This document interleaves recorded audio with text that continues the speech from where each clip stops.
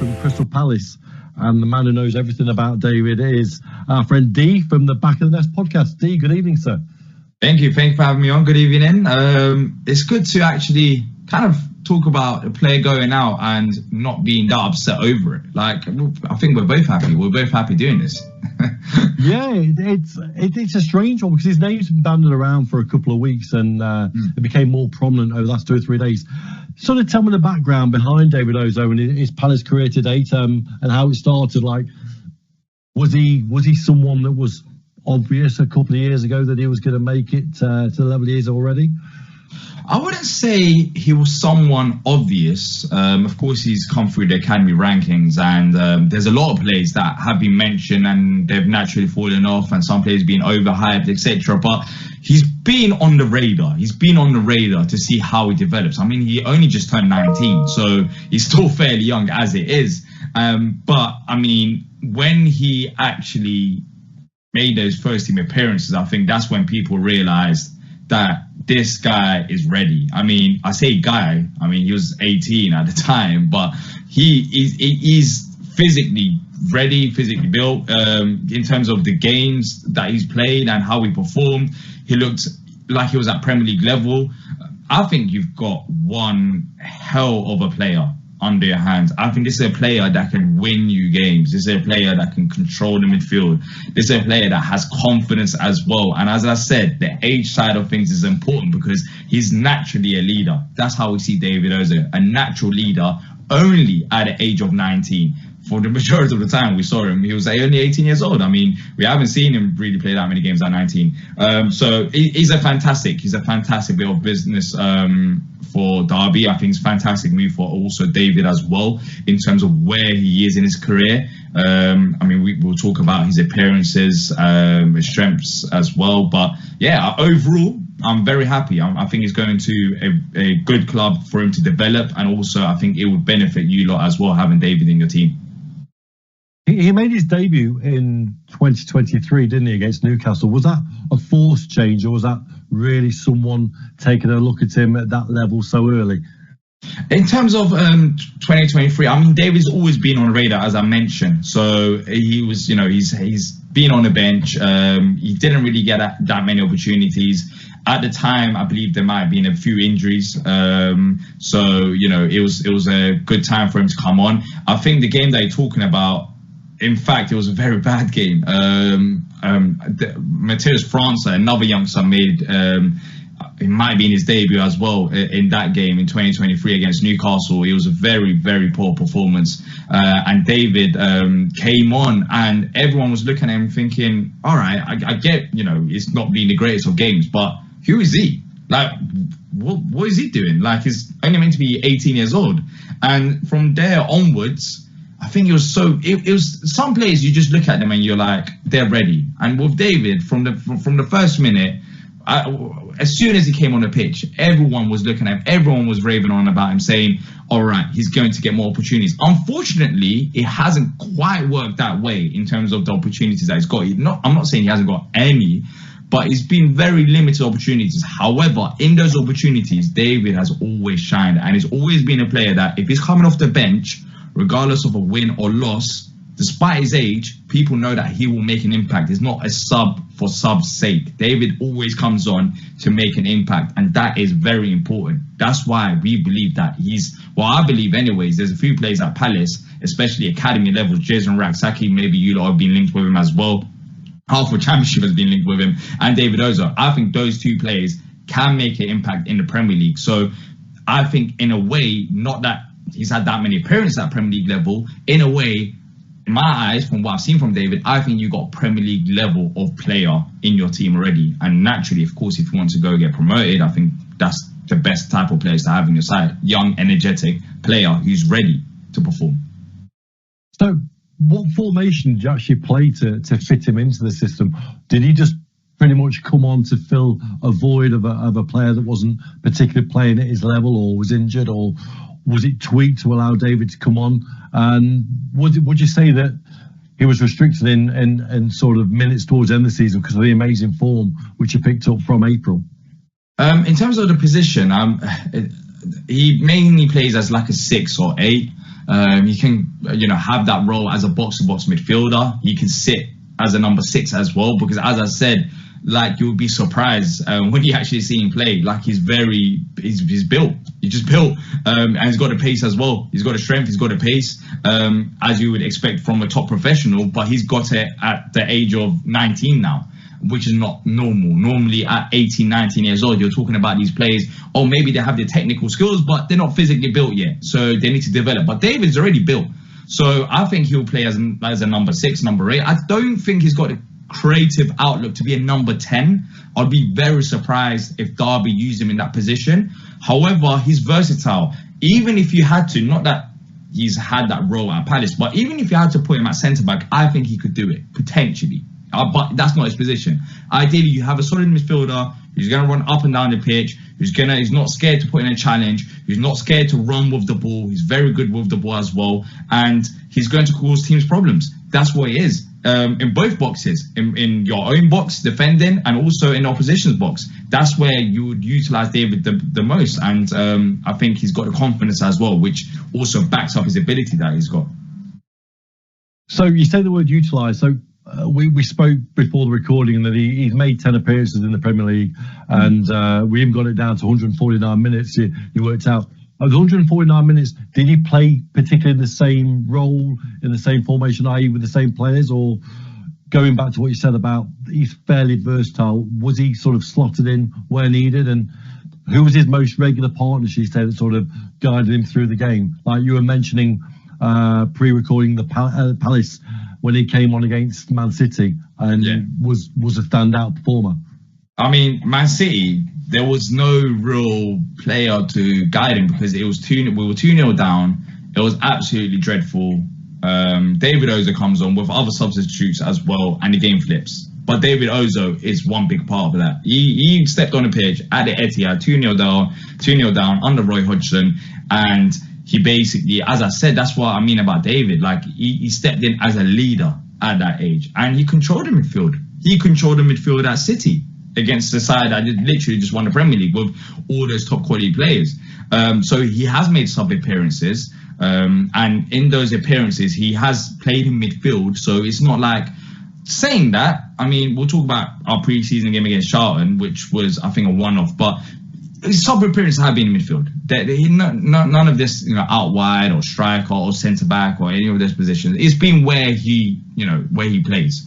So there hasn't been any surprises there. However, in pre-season, I wouldn't look too much into this. He did actually come on at right wing back in our latest friendly against Charlton when we drew 1-1 with them. And he didn't look too bad there, but that's not his position. But as I said, if he needs to step in for a player, he can do that because he's got the ability and the confidence. I think confidence is the biggest thing about David as well. The confidence just elevates his game further. He's not shy from the responsibilities. And for a player at his age, you don't really see players like that. And that's why we didn't want to sell David. And that's why he's gone out on loan, because we have high hopes of him being a regular Premier League starter in the future. So you mentioned confidence, and that's a really good word in a young footballer. And I think that is the breaking point with a lot of potential. The confidence has to flow with it. Without them, they both don't go hand in hand. What would you say is his top 3 assets? And if he did have an Achilles heel, and we have to be honest, all players do have them, where would you say that falls and lies? So I'll just start off quickly with the negative. And I don't think there are any negatives that I could really say about his game. I'm not saying he's a complete player, but we haven't, as I said, only 149 minutes at first team level. It's not like the sample size is massive.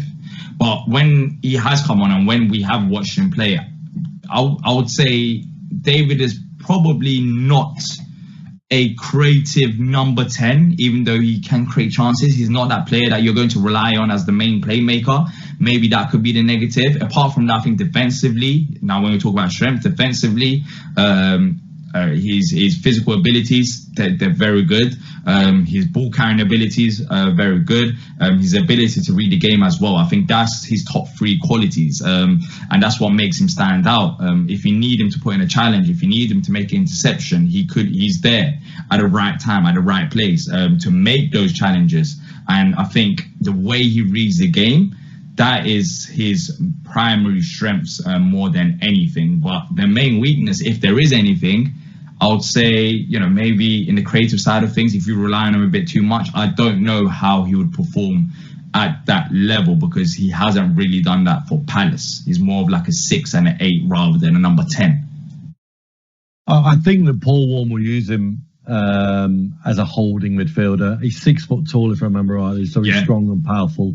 We have the likes of Ben Osborne that we've just signed from Sheffield United, so I think he'll slot in well. And we have another young, Ibil Adams is actually 28 now. I always misunderstand how old he is. He looks about 19. So it's his first loan. Should we expect a lot from him? Will he be able to run pretty much quickly with what he's asked to do, or do you think he'll need to be bled in stage by stage before we see the best of David? From what I've seen at Palace, I don't think it should take long for him to bed in at Derby, in all honesty. I think it should be a quick process. But then again, let's see how he performs at another environment. Of course, he's still young. Let's not forget that. He's just 19 years old. And as you said, it's to a club with standards, expectations, other quality players around him. So maybe, I'm not saying he will, because I expect David, from what I've seen of David, and I hold him of high regard, I expect him to go to Derby and say, I'm David Ozoh. Next year, I'm going to be playing in the Premier League. This is what I'm going to show at Derby, that I am ready for the Premier League. I expect him to make that impact straight away. And I think he can make that impact based on what I've seen at Palace. But of course, there might be that period where he might just need to adjust to his new environment at the start. But other than that, I think he'll settle in pretty quickly. It's not a player that has, lacked first team appearance. He's been training with the first team as well.